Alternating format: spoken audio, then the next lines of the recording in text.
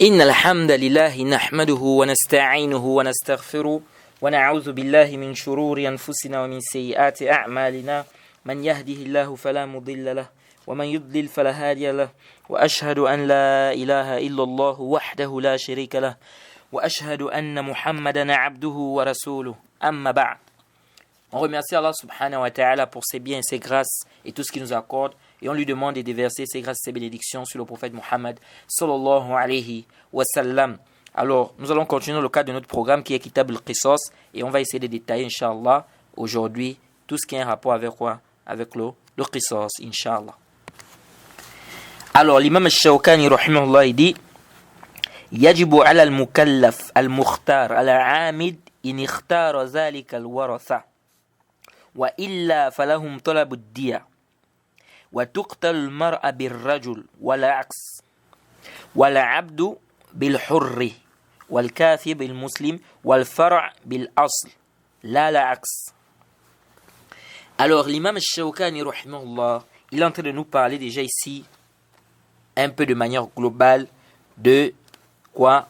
De ce qu'on appelle le qisas. Il dit il est obligatoire. Obligatoire, qu'est-ce qui est obligatoire ici? Le qisas. Yajibu ici c'est quoi? C'est le qisas, c'est-à-dire il est obligatoire de tuer celui qui a tué une personne de manière volontaire. Il dit in ikhtara zalika al-waratha. Si les héritiers ont choisi cela.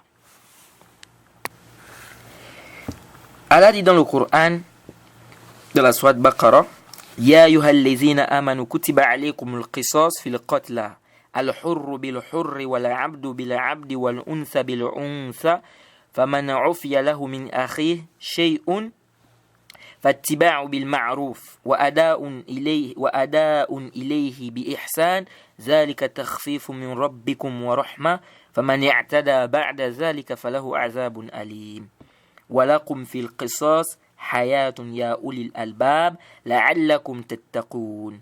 Allah dit, ô les croyants, on vous a prescrit le talion au sujet des tués, homme libre pour homme libre, esclave pour esclave, femme pour femme, mais celui à qui son frère aura pardonné en quelque façon doit faire face à une requête convenable et doit payer les dommages de bonne grâce. Ceci est un allègement de la part de votre Seigneur et une miséricorde. Donc quiconque après cela transgresse aura un châtiment douloureux. C'est dans la loi du talion que vous aurez la préservation de la vie. Vous avez vu ce qu'on a dit la fois passée? Que cette loi est venue pour préserver la vie des gens. Allah dit, c'est dans le talion que vous aurez la préservation de la vie. Ô vous, doués d'intelligence, ainsi atteindriez-vous la piété. Vous voyez? Donc c'est quoi? C'est en appliquant la loi d'Allah subhanahu wa ta'ala qu'on aura quoi? La préservation de la vie. Alors, ici là déjà, il faut retenir que dans ce chapitre, nous avons un verset phare. Dans le chapitre de quoi? Dans le chapitre du qisas, c'est-à-dire des peines capitales, etc. Nous avons ce qu'on appelle des chapitres phares.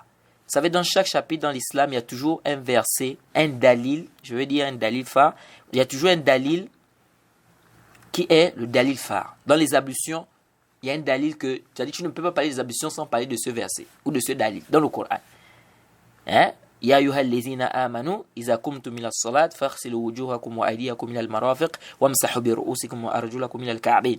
Ce verset là, quelqu'un ne peut pas dire qu'il maîtrise le chapitre des ablutions et puis il ne connaît pas ce verset là. C'est qu'il y a un problème. Parce que c'est un verset incontournable dans les ablutions. Parce que ça nous parle de comment on doit faire nos ablutions. Ça nous parle de ce qui est obligatoire dans les ablutions.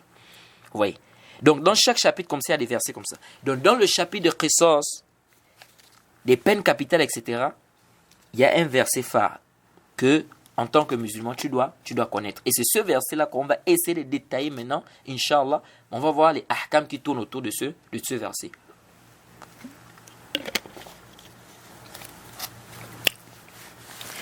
Allah dit dans le Coran وَمَا كَانَ لِمُؤْمِنٍ أَنْ يَقْتُلَ مُؤْمِنًا إِلَّا خَطَأً وَمَنْ قَتَلَ مُؤْمِنًا خَطَأً فَتَحْرِيرُ رَقَبَةٍ مُؤْمِنَةٍ أو دية مسلمة إلى أهله إلا أن يصدقوا فإن كان من قوم عدو لكم وهو مؤمن فتحرير رقبة مؤمنة وإن كان من قوم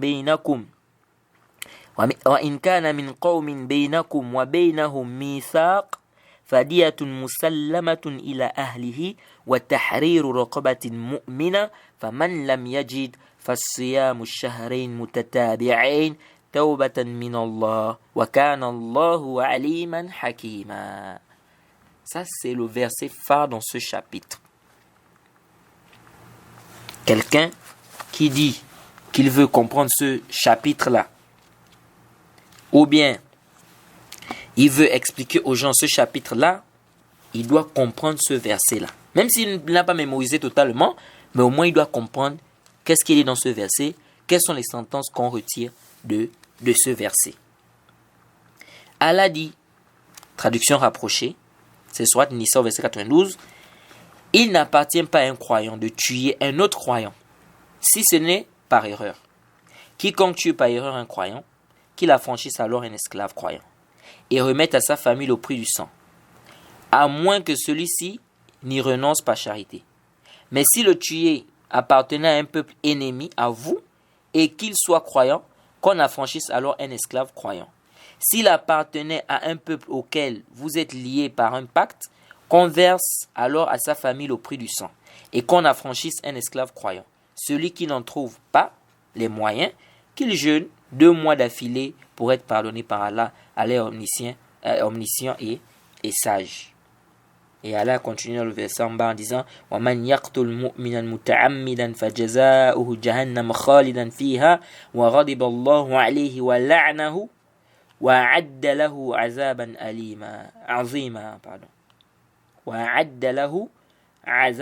عَظِيمًا. Allah dit quoi?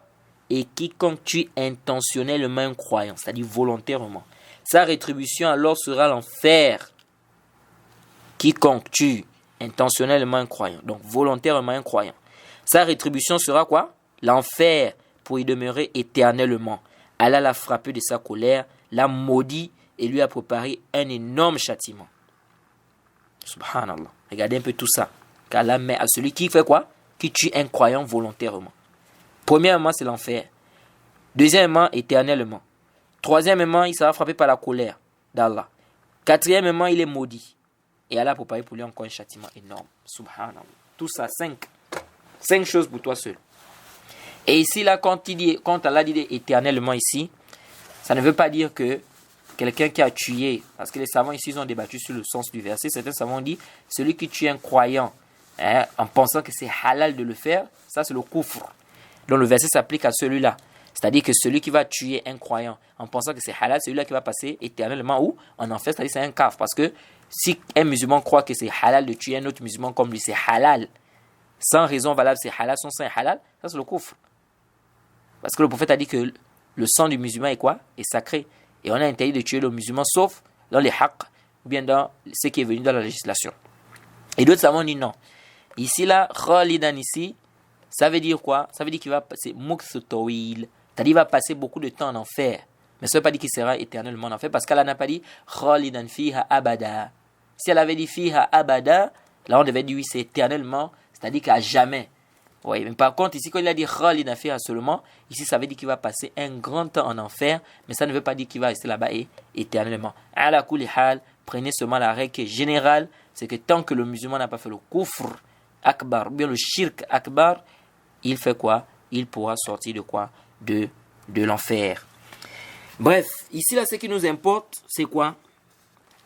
C'est qu'ici, Allah subhanahu wa ta'ala a dit, il ne convient pas à un croyant de tuer un autre croyant, sauf par erreur.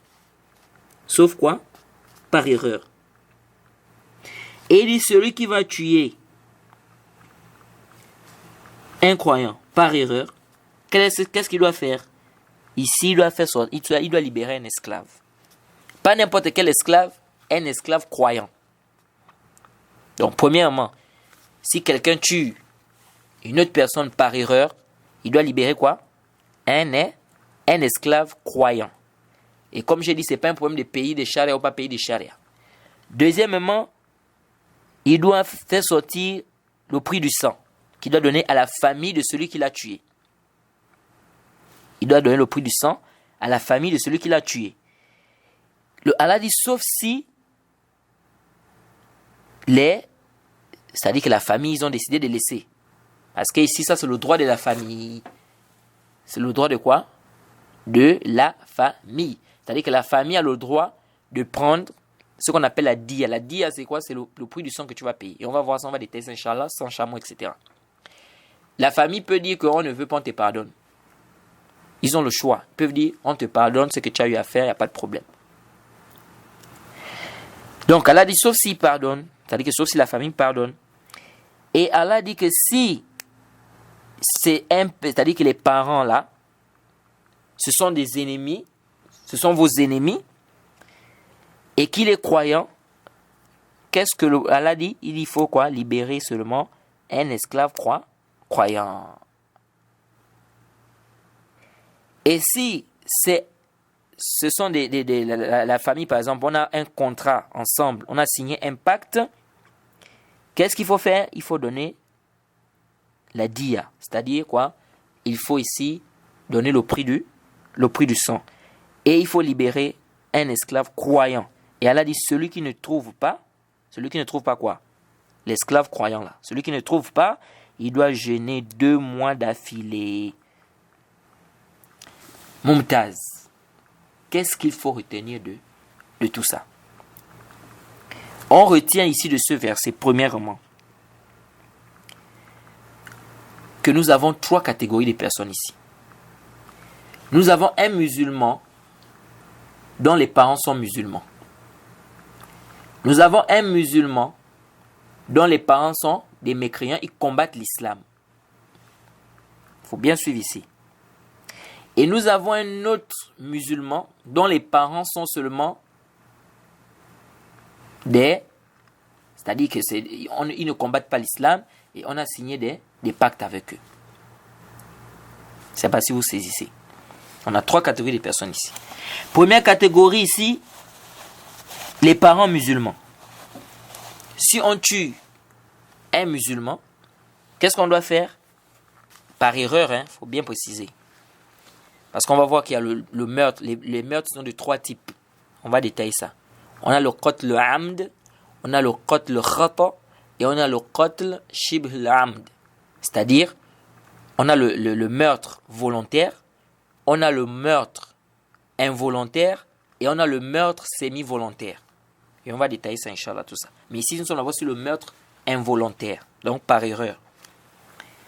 Qu'est-ce qu'on fait? On doit libérer un esclave musulman. Et on doit donner le prix du sang à la famille.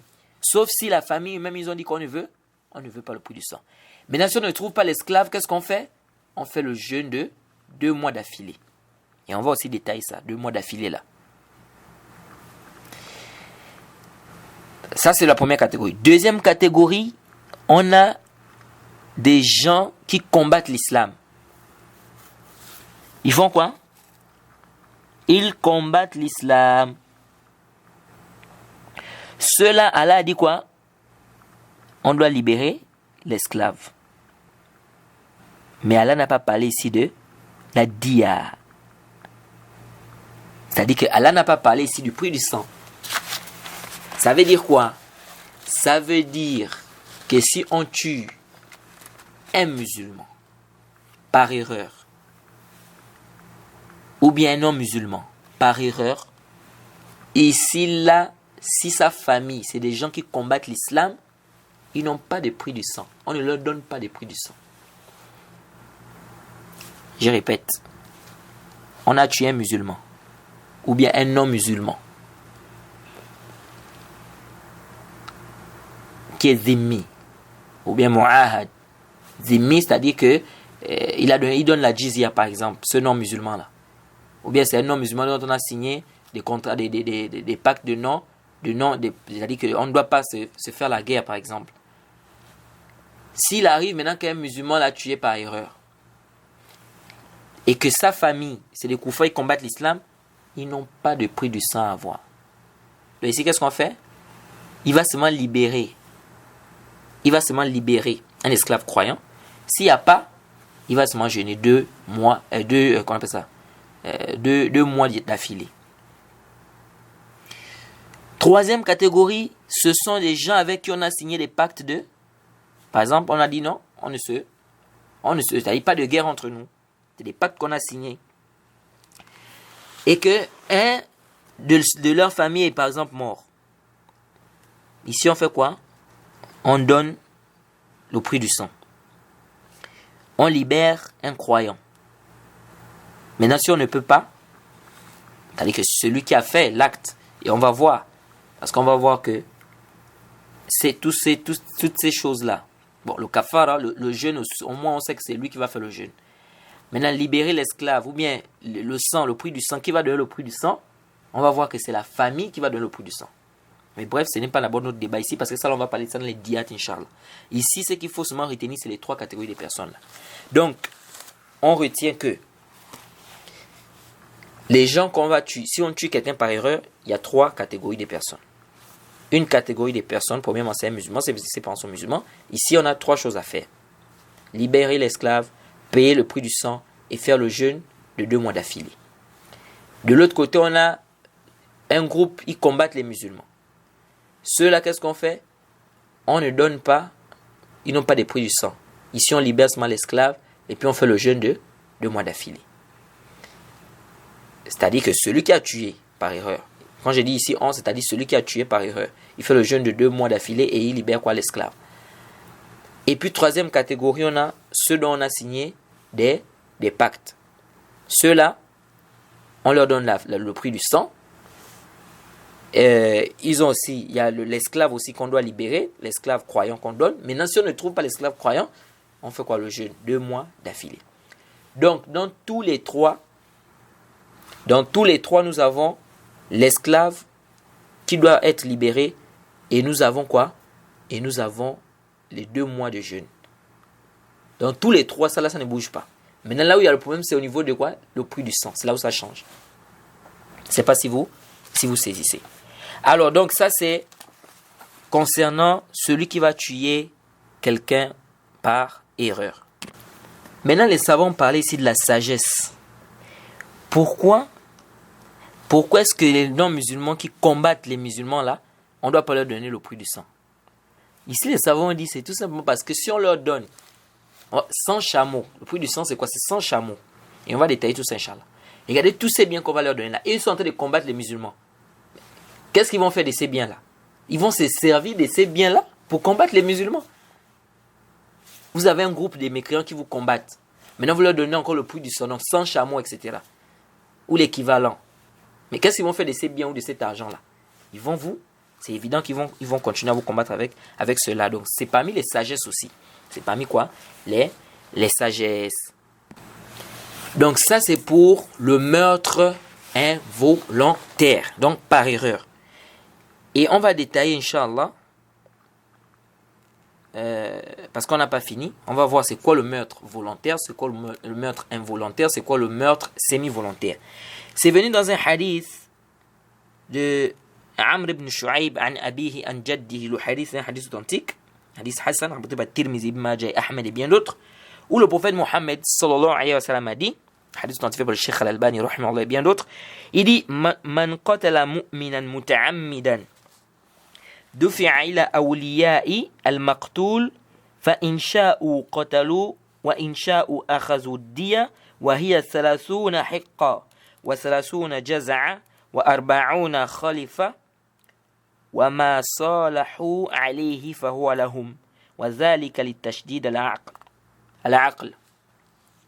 Le prophète a dit, celui qui va tuer un croyant, c'est-à-dire volontairement, exprès, on doit donner quoi? On doit l'amener chez les aoulias, donc les parents de celui, c'est-à-dire de celui qui a été tué, de la victime. S'ils veulent, ils le tuent. S'ils veulent, ils prennent la diya, donc le prix du sang. Et c'est 30 hiqqa, 30 jaza, 40 khalifa. On va voir ça, Inch'Allah, quand on va entrer dans le chapitre de diyat. Ce qui nous importe ici dans ce hadith, c'est quoi? Et quand on dit ici, s'ils veulent, ils le tuent, ça ne veut pas dire que ce sont eux les parents qui vont tuer, non. Et ici, il faut déjà retenir ça déjà comme règle. Que les sentences quand vous entendez que l'islam dit que celui qui a fait son coupe la main, celui qui a fait son le tue, sachez que c'est le chef, c'est le hakim, c'est le juge qui applique ces sentences-là. Ce n'est pas tous les musulmans. Comme on avait entendu dans une mosquée, un frère, pareil, quelqu'un est venu voler, il a dit, oh, il faut qu'on le coupe, on doit lui couper la main. Il faut qu'on lui coupe la main. Donc ils l'ont attrapé, ils ont dit, ils vont couper la main. Non, c'est pas comme ça. C'est le hakim qui s'occupe de quoi? Qui s'occupe de ces sentences-là. Ce n'est pas tout musulman, et bien musulman qui est chez lui, on est venu te voler chez toi, maintenant tu attrapes la personne, tu dis, tu coupes sa main. Non, c'est pas comme ça que ça se passe. Hein, ça, c'est le comportement des gens des sectes, les khawarij et tout, c'est comme ça qu'ils se comportent. Il faut faire très attention. Ce n'est pas tout le monde qui décide de faire comme il veut, comme on voit dans beaucoup de pays là, c'est un désordre. Le prophète dit ici que les parents font quoi? S'ils veulent, ils tuent. S'ils veulent, ils prennent la compensation. Ça veut dire quoi ici? Ça veut dire que les parents de celui, c'est-à-dire de la victime, celui qu'on a tué, ces parents, ils ont le choix.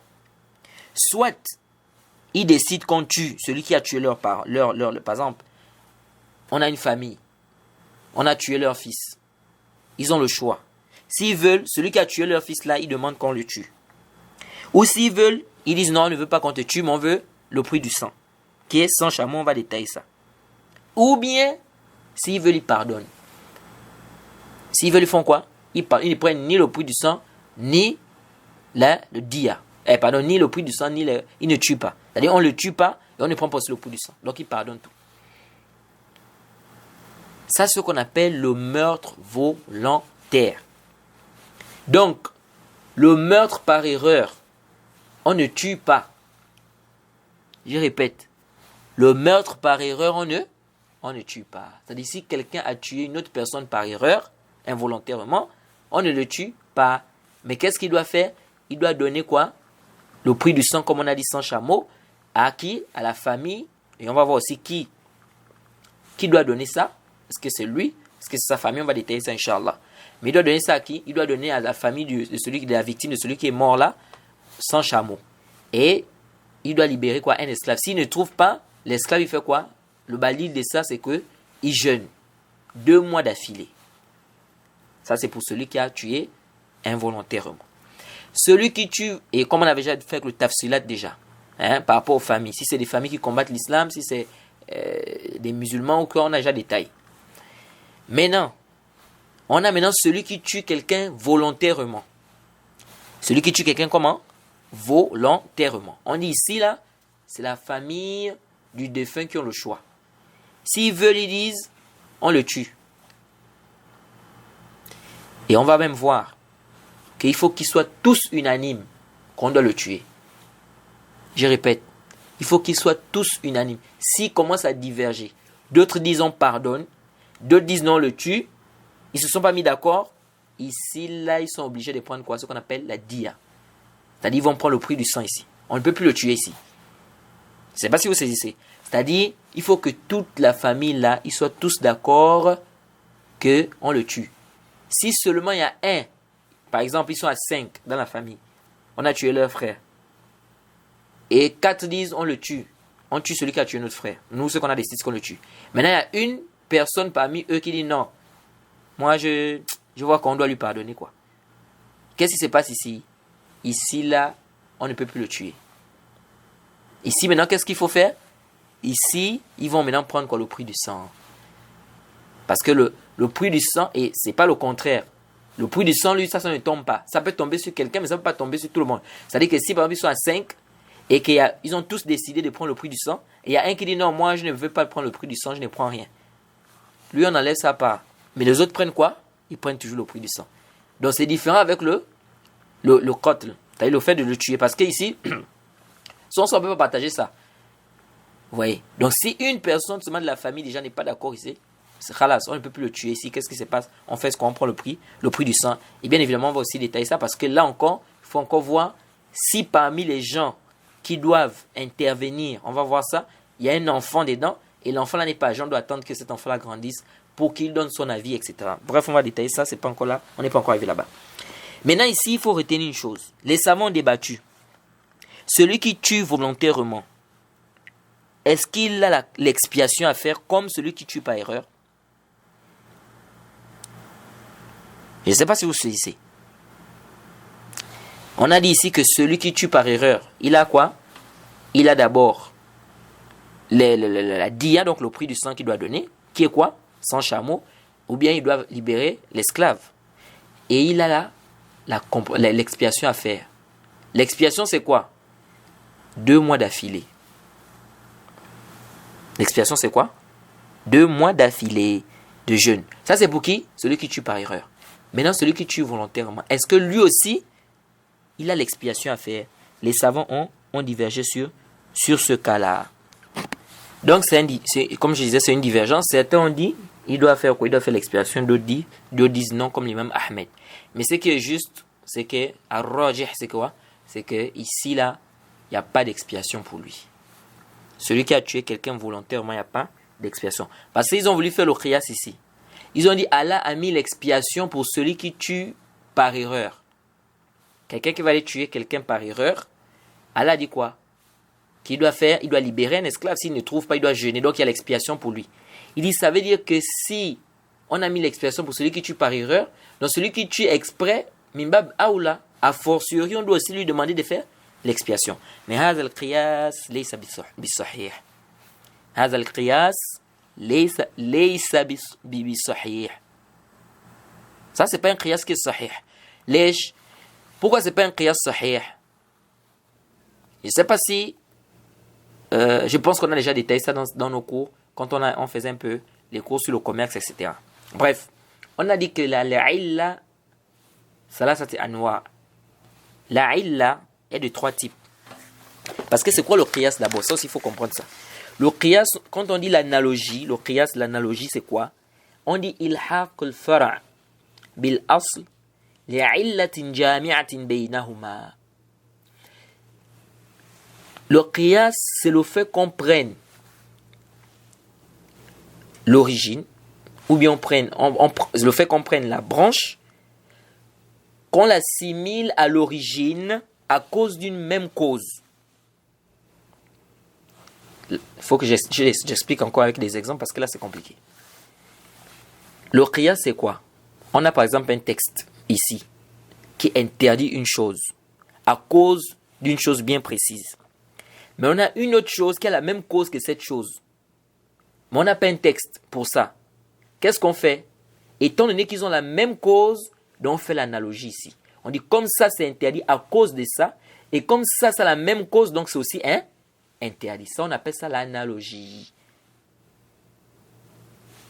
Un exemple encore plus clair pour que les gens comprennent. On a interdit le vin. Pourquoi le vin était interdit? Parce que ça saoule. Comme le prophète a dit. Parce que ça saoule. Ça veut dire quoi ici? Ça veut dire que tout ce qui saoule, c'est interdit. Pourquoi? Parce que l'islam ne fait pas la différence entre deux choses qui ont quoi? La même cause. Le vin était interdit parce que ça saoule. Donc on comprend quoi là? On comprend que tout ce qui saoule aussi c'est interdit. Et on fait ce qu'on appelle l'analogie. Et ça c'est très important pour le talib al-ilm. Parce que le usul al-fiqh, les fondements de la jurisprudence islamique, ça aide beaucoup l'étudiant. Pourquoi j'ai dit ça? Parce que si un étudiant n'a pas des bases dans usul al-fiqh, il n'a pas des fondements, il n'a pas bien compris les fondements de la jurisprudence islamique, il est embrouillé et il ne peut rien comprendre dans le fiqh. C'est-à-dire, il est vraiment embrouillé. Il va avoir des positions parfois muqtariba. Muqtariba, c'est-à-dire que ce sera en contradiction. Donc ça, c'est ça l'analogie. Donc l'analogie, ça fait partie des dalils dans l'islam. Parce qu'on a 4 dalils. On a le kitab, wa sunna, wa l'ijma' wa l'qiyas sahih. On a le ijma', on a le qiyas sahih, et on a quoi? Le Coran et la sunna. Ça, c'est les 4 dalils. Mais il faut faire attention ici. On ne fait recours au qiyas que si on n'a pas un dalil, soit du Coran ou de la sunna, ou bien on n'a pas le ijma'. Là, on fait recours quoi? Au qiyas. Parce que si on a un texte, il n'y a plus de qiyas à faire. C'est pourquoi vous allez voir qu'il y a une qaïda qui dit que devant un texte, il n'y a pas de qiyas. La qiyas amam an-nas. Parce que le qiyas, en vérité, c'est un ijtihad. Et vous allez entendre, on va dire la ijtihad amam an-nas. Pourquoi? Parce qu'on a un texte déjà ici, donc il n'y a plus besoin encore d'amener, il n'y a plus d'effort de raisonnement à faire ici. Il y a déjà un texte là, donc si toi tu vas encore amener d'autres, ou tu veux faire d'autres analogies, on dit non, stop. Bref. Et ce que je voudrais rapporter ici comme faïda, c'est quoi? C'est que pour pouvoir faire l'analogie, il faut qu'on sache la cause de l'interdiction de telle à telle chose. Arju an tantabihu.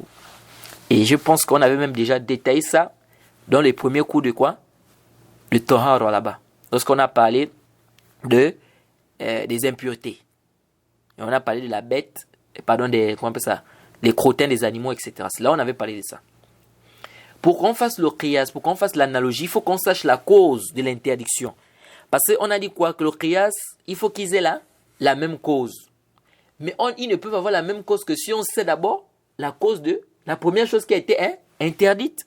Sinon, comment on va savoir que c'est la même cause? Et là, vous comprenez déjà que pour faire l'analogie, il faut qu'on sache la cause de l'interdiction. Une fois qu'on sait la cause de l'interdiction, là maintenant, on peut faire l'analogie quand on va voir que cette chose-là a la même cause que ce qui a été interdit. Maintenant, les causes-là sont de 3 types. Les causes-là sont de quoi? De 3 types. Et vraiment, ce que je suis en train de dire là, arju an tantabihu, parce que ça va beaucoup vous aider dans la compréhension de beaucoup de choses. Si un étudiant a bien compris ça, wallahi, quand tu vas passer dans les kutub du fiqh, c'est-à-dire, c'est clair, tout est clair devant toi. Et tu pourras faire la distinction déjà entre l'avis qui est juste et l'avis qui n'est pas juste quand il s'agira du qiyas, de l'analogie. Ça va beaucoup t'aider. Nous avons 3 types de causes. Nous avons une cause qui est mansousa. Al-illatu mansousa. Une cause qui a été clairement citée. Comme l'exemple, le vin. Kullu muskir khamr wa kullu khamr haram. Tout ce qui saoule, c'est le khamr. Et tout ce qui est khamr, c'est haram. Tout ce qui saoule, c'est haram. Donc, ce qui est interdit ici, c'est quoi? C'est parce que pourquoi on a interdit, c'est parce que ça saoule. Pourquoi le prophète dit, tout ce qui saoule, c'est du khamr. Et tout ce qui est khamr, c'est haram. Donc, on comprend clairement ici que c'est ce qui saoule. Le problème, c'est ce qui saoule. Et donc, on retient quoi de là? On retient que tout ce qu'on va aller trouver qui saoule, c'est interdit. Pourquoi? Parce que le vin était interdit, parce que ça saoule. Le dalil, c'est que ça saoule. Quelqu'un va faire, par exemple, je ne sais pas, une boisson là, je ne sais pas, il va mélanger des trucs, des fruits, et tu vas faire fermenter ça, et ça saoule les gens. Maintenant, on lui dit ça, c'est interdit. Il dit non, ça, c'est pas le vin. Il dit non, c'est pas un problème, c'est pas le vin. Ça saoule.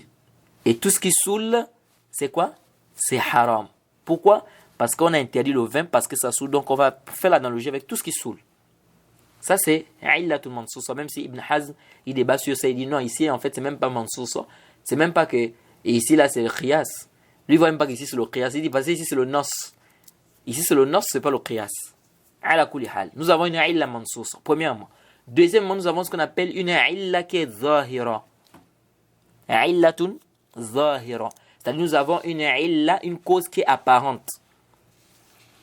La cause est quoi? Elle est apparente. Comme le prophète Mohammed sallallahu alayhi wa sallam dit, la yabullanna ahadukum fi ma'i da'im thumma yaghtasil minhu. Le prophète dit que l'un d'entre vous ne pisse pas dans de l'eau stagnante puisqu'il se lave à l'intérieur. Le prophète a interdit de pisser dans de l'eau stagnante. On comprend quoi?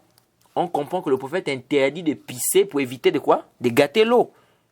Maintenant, si quelqu'un vient et dit, il peut faire caca à l'intérieur, on dit non, faire caca c'est haram aussi. Pourquoi? Par analogie. Parce que le prophète a interdit de pisser à l'intérieur. Et ici, la cause, c'est pour éviter de gâter l'eau. Donc, par conséquent, si toi, tu viens mettre les caca dedans, la même chose, c'est la même cause. C'est la même cause. La cause, c'est quoi? C'est que tu vas gâter l'eau là. Avec quoi? Avec les caca. Contrairement à Ibn Hazm qui a dit, ce qui est interdit, c'est de pisser à l'intérieur, mais je peux pisser à côté, bien je peux faire caca à côté, après je prends, je mets à l'intérieur. Mais ça, c'est Hazal Kalam Barti. Ça, c'est nul et non avenu. Donc ici, ça, c'est ce qu'on appelle l'illatun zahira. Illatun zahira. C'est-à-dire que là, la cause, elle est apparente. Et maintenant, nous avons une illa qui est muhtamala. C'est là où il y a le problème. Vous voyez que la illa zahira, c'est-à-dire c'est apparent là. On voit bien que la cause ici, vous faites interdit de pisser dans de l'eau stagnante. Ça, la cause est apparente qu'ici, c'est pour que l'eau ne soit pas gâtée. Maintenant, nous avons une cause qui n'est pas du tout claire. Il y a des hypothèses, c'est pas clair ici. C'est-à-dire que ce n'est même pas apparent. Ce n'est même pas, c'est-à-dire que c'est yahtamil. On peut dire que, il y a des hypothèses en fait, on peut dire que c'est ça, on peut dire que c'est ça. Et c'est là où vous voyez les ijtihad des savants. C'est-à-dire que les savants disent non, la cause de l'interdiction c'est ça. L'autre dit non, la cause c'est ça. L'autre dit non, la cause c'est ça. Ici, qu'est-ce qui se passe? Ici, là, on ne peut pas faire le qiyas. Jusqu'à ce qu'on aura un texte sarih, clair, qui vient nous montrer que c'est ça la cause. Sinon, on ne peut pas faire le qiyas ici. Et donc de là, on retient quoi ici? En conclusion ici, ar-rajih, c'est que quelqu'un qui a tué une personne volontairement, il n'a pas de kafara à faire. Il n'y a pas d'expiation pour lui à faire. Parce que ici, la cause de l'expiation n'est pas sarih, n'est même pas, c'est-à-dire que c'est pas zahira et c'est pas sarih.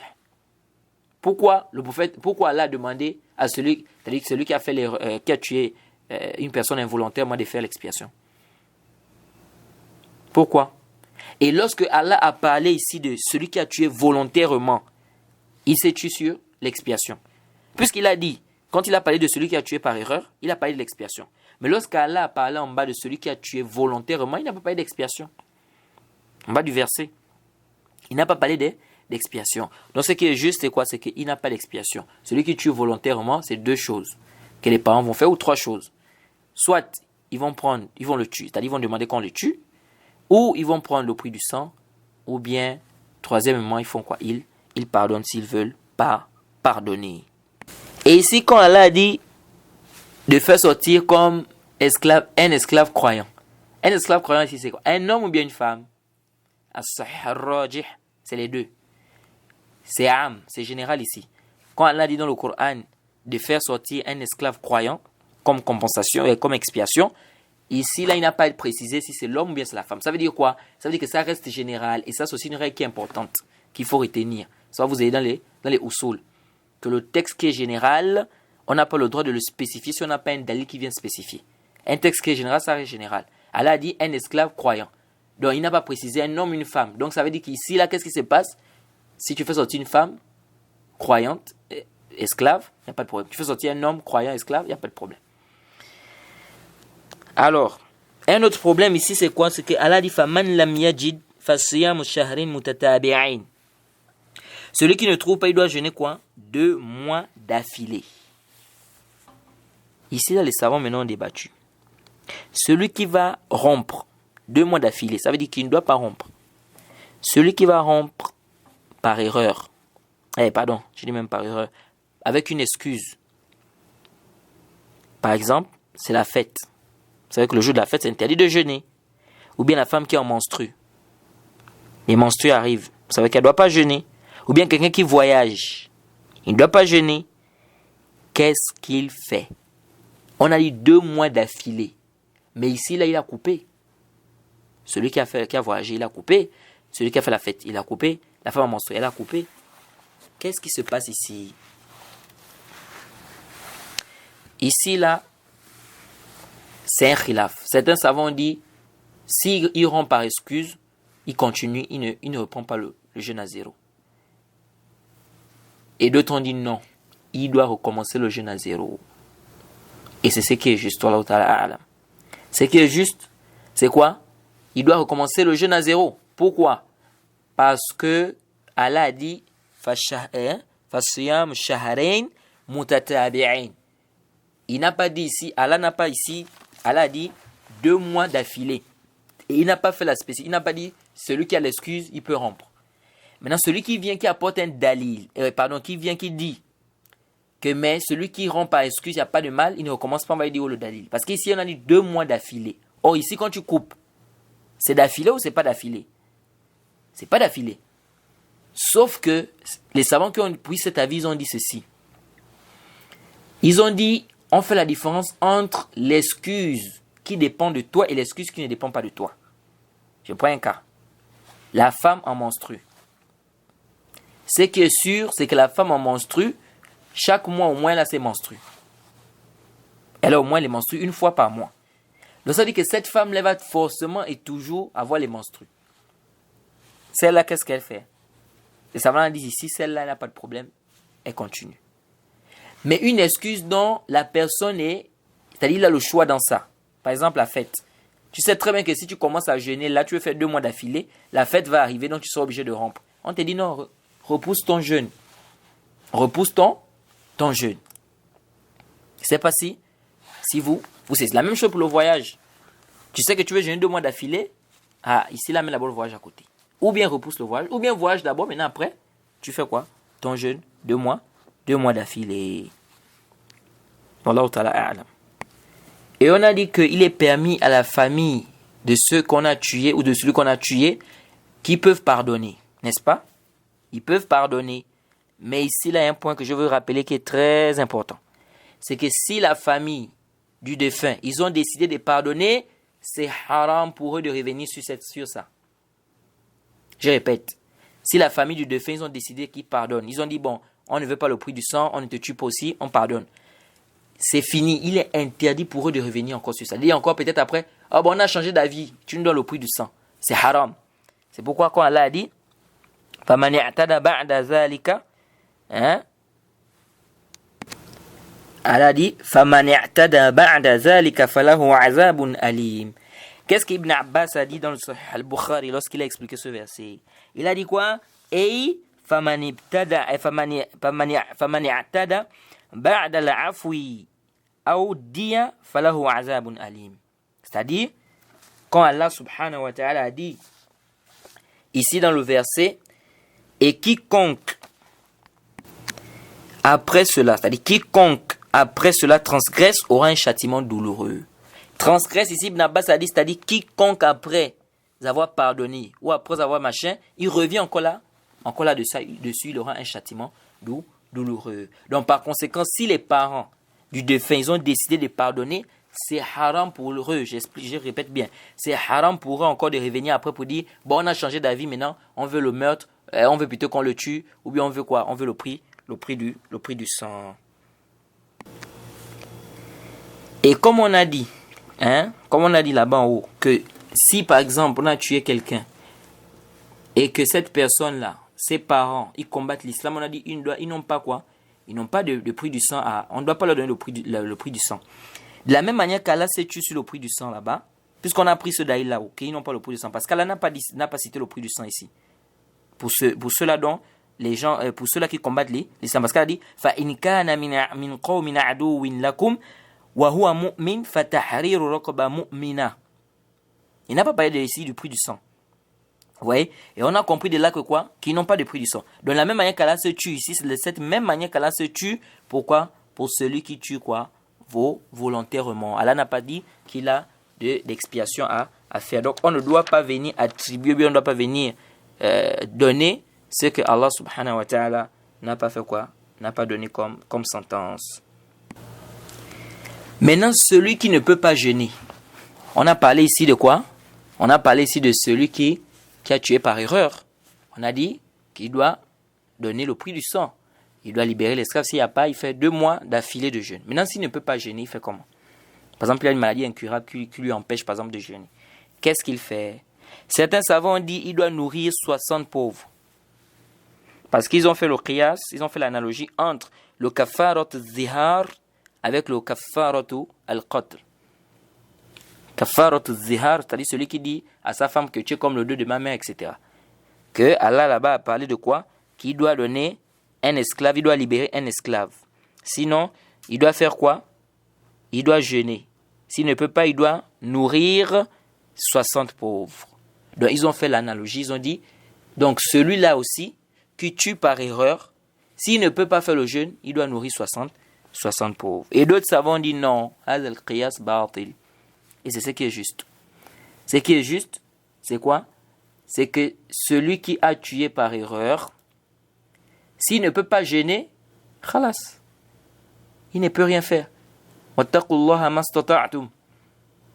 Craignez Allah du mieux que vous pouvez.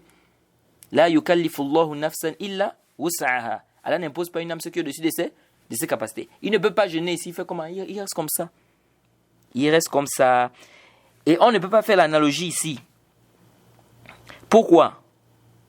Parce que tout simplement, là-bas dans le kafarat zihar, Allah a cité les bada'il. C'est-à-dire, il a cité les choses qui vont remplacer s'il n'a pas. C'est-à-dire que s'il n'a pas le raqaba, s'il n'a pas l'esclave, là, il doit faire de jeûner, machin et tout, s'il n'y a pas, etc.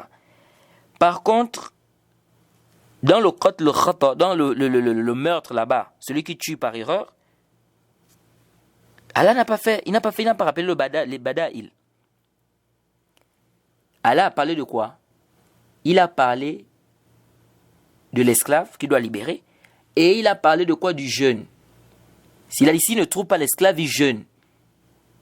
Si réellement il y avait 60 pauvres à nourrir, si on ne peut pas jeûner, mais Allah devait le dire. Il avait dit, et s'il ne peut pas jeûner, qu'il nourrisse 60 pauvres. Mais Allah ne l'a pas fait. Comme il l'a fait pour le zihar. Parce que le zihar, là-bas, Allah a cité.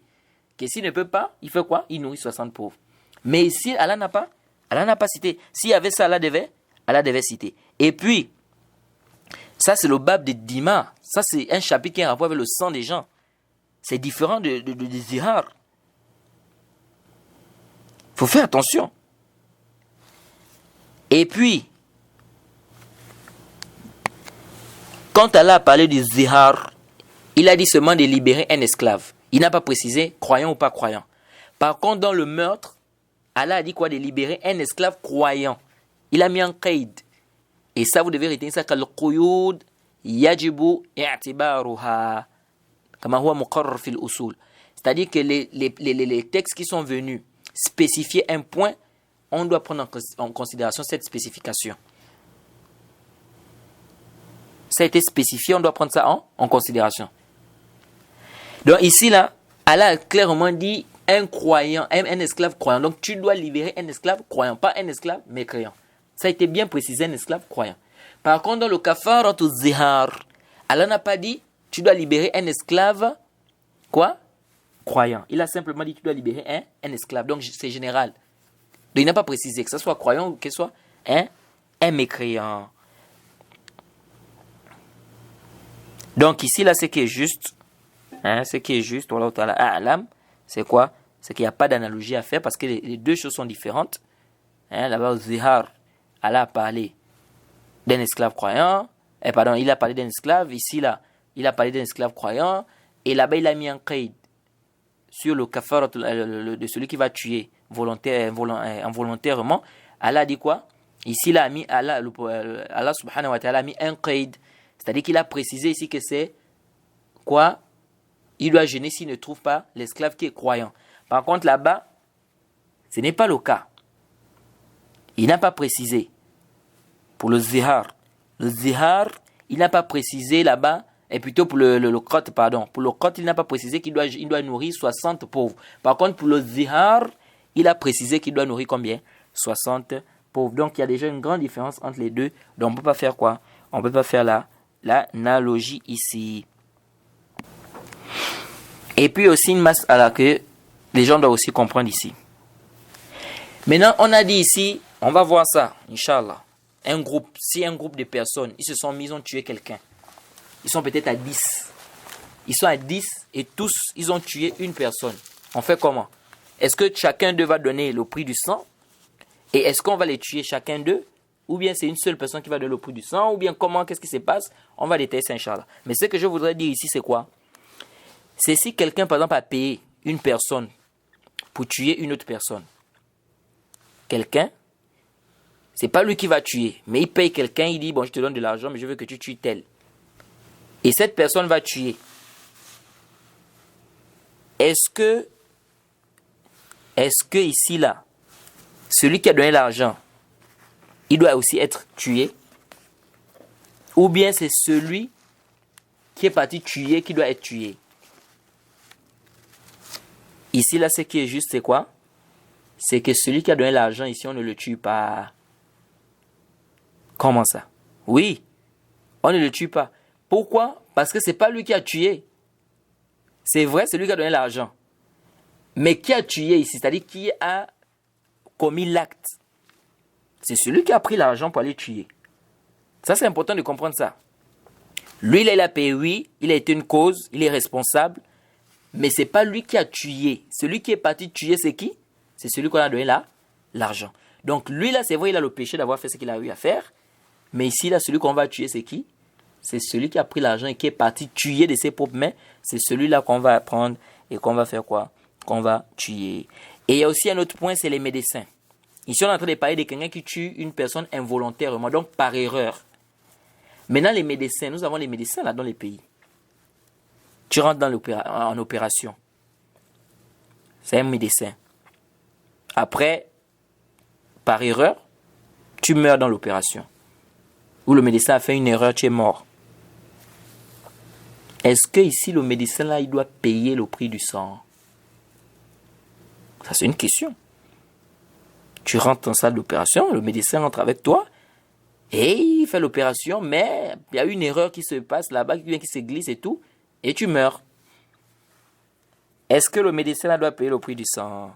Le prophète Mohammed sallallahu alayhi wa sallam, dans un hadith authentique, il dit Man tatabbaba wa lam yu'lam lahu tib fa huwa damin. Le prophète dit quoi? Celui qui va faire la médecine alors qu'il n'est pas connu que c'est un médecin, ou bien celui qui va soigner quelqu'un et il n'est pas connu que c'est un médecin, il est garant. Qu'est-ce que ça veut dire ça? Ça veut dire que si quelqu'un, par exemple, il est malade, il a besoin d'une opération. Toi, tu n'es pas un médecin. Maintenant, tu dis non, tu veux quand même faire l'opération. En faisant ça, tu le tues, il meurt. Ici, là, tu vas payer le prix du sang ici. Je ne sais pas si vous savez. Tu n'es pas médecin, tu n'es pas qualifié pour ça. Mais toi, qu'est-ce que tu fais? Tu viens quand même faire des gens des opérations, ou bien tu te déguises maintenant en médecin, tu veux soigner les gens et tout. Et en faisant ça, tu fais des erreurs, tu tues les gens. Ici, là, on dit quoi?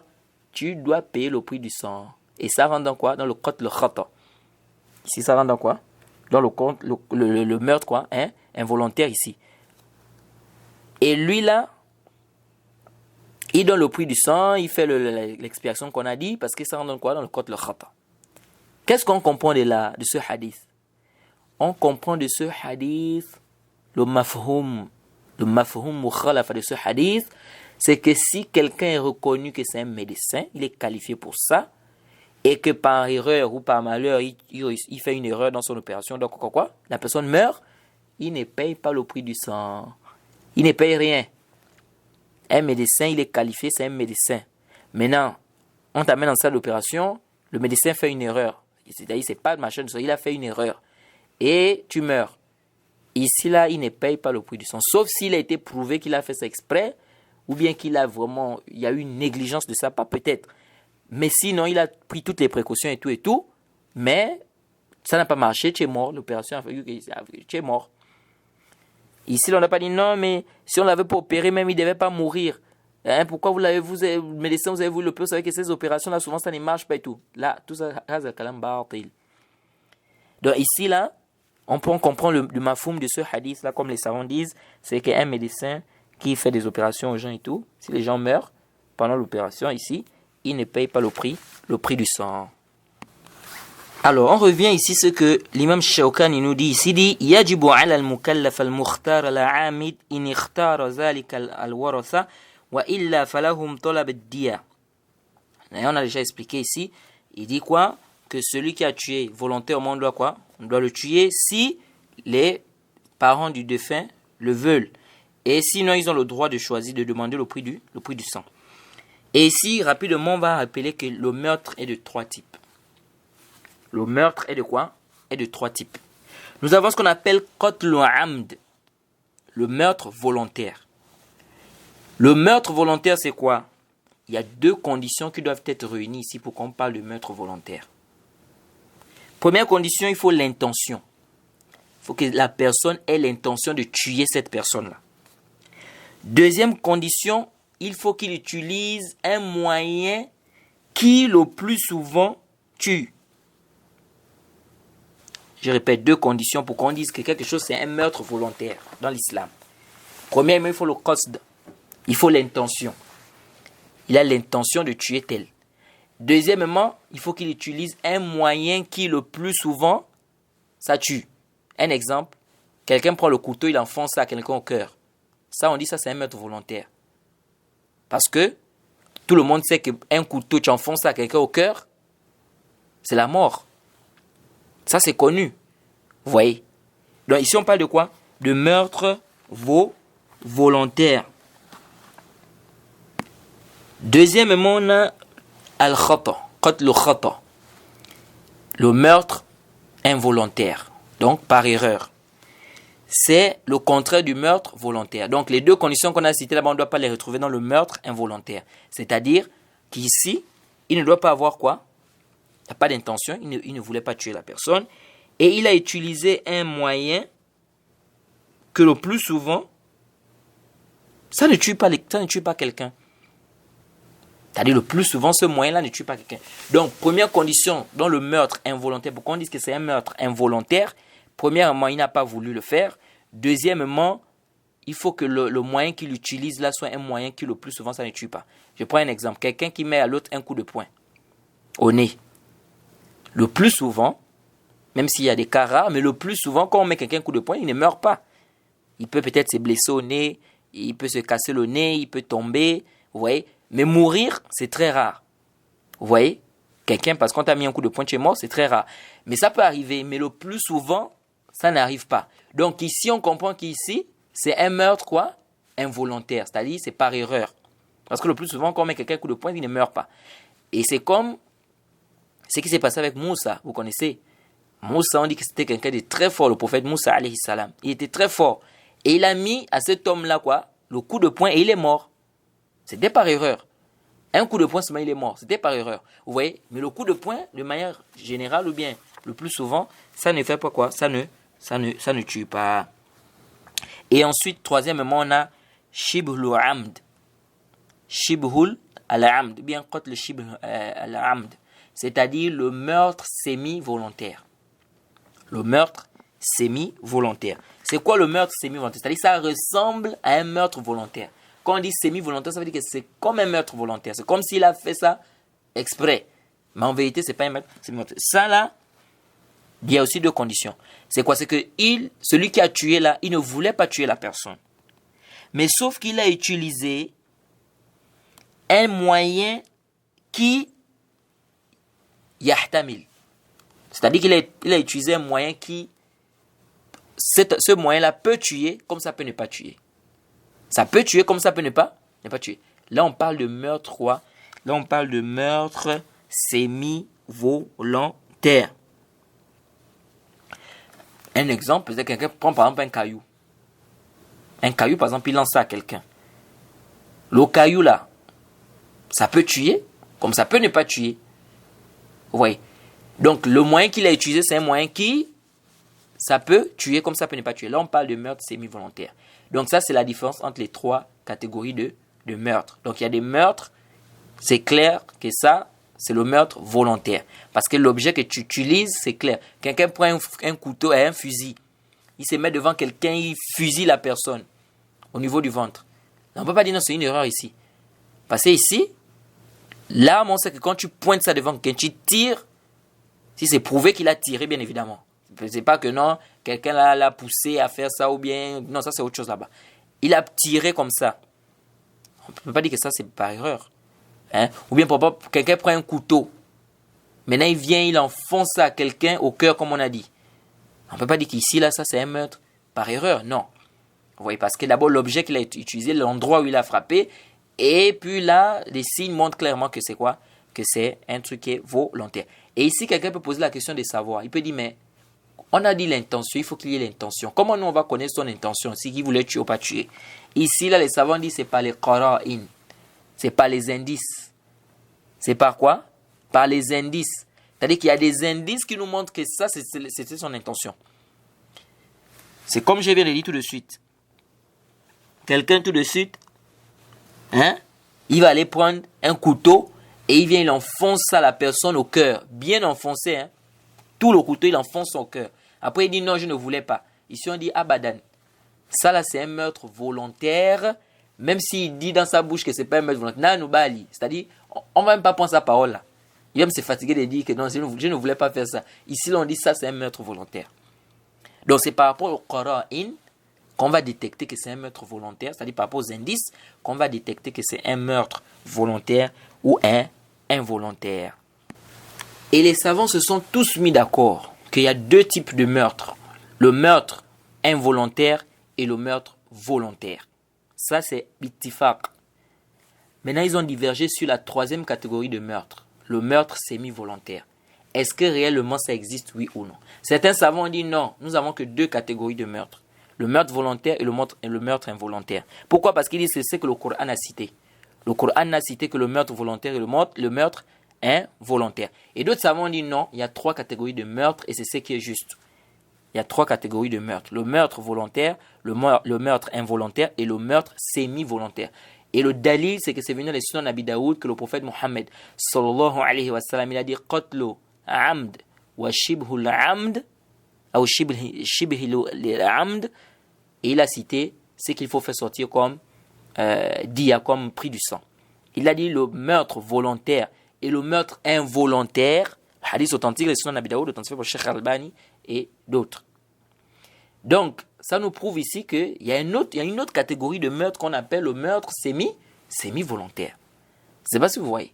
Donc ici, yajibu qaboul. Du moment où le hadith, il a sahha al-hadith, yajibu qaboulu. Lorsque le hadith est déjà authentique, on est obligé, on doit travailler avec le hadith. On doit travailler avec le hadith. On ne doit plus laisser le hadith pour amener encore le aql. Et puis la sunna du prophète vient pour expliquer, détailler le Coran. Le Coran n'a pas tout apporté. Il y a des choses qui sont dans le Coran et il y a des choses que le prophète a ajoutées. Lorsque Allah a parlé des femmes qui nous sont interdites, il n'a pas cité toutes les femmes dans le Coran. Maintenant, si quelqu'un vient et dit non, mais dans le Coran, on n'a pas cité, par exemple, ta tante. Tu ne dois pas épouser ta tante. Et où tu ne dois pas mélanger deux sœurs, par exemple. Ce n'est pas venu dans le Coran, tu ne dois pas mélanger deux sœurs. Tu as d'épouser deux sœurs ensemble. Tu ne dois pas les épouser. Ça, c'est venu dans la sunna. Ce n'est pas venu dans le Coran. Maintenant, si on dit ici que bon, on prend, c'est pas venu dans le Coran, on ne travaille pas avec. Donc ça, c'est des istidlal qui ne sont pas quoi? Qui ne sont pas sahiha. Donc ici, là, ce qui est juste, c'est quoi? C'est que nous avons trois catégories de meurtre. Le meurtre volontaire, le meurtre involontaire et le meurtre semi-volontaire. Alors, je pense que nous allons nous arrêter par ici pour aujourd'hui. Inch'Allah, le cours prochain, nous allons essayer de rentrer un peu plus en détail dans le livre, parce que jusqu'alors, on n'a même pas encore fait encore 3 ou 4 lignes. Nous sommes arrêtés juste sur la première ligne. On va s'arrêter par là et on demande qu'Allah nous facilite, qu'Allah nous donne la compréhension. Le prochain cours, Inch'Allah, on va parler de un homme qui tue une femme et une femme qui tue un homme. Est-ce qu'il est permis pour nous de tuer un homme qui a tué une femme et vice-versa? Est-ce qu'il est permis de tuer une femme qui a tué un homme? On va détailler ça parce qu'il y a aussi des paroles des savants là-bas, il y a aussi des divergences. On va essayer de parler de ça le cours prochain, Inch'Allah. Wa subhanaka Allahumma bihamdik. Ashhadu an la ilaha illa anta astaghfiruka wa atubu ilayk. Assalamu alaikum wa rahmatullahi wa barakatuh.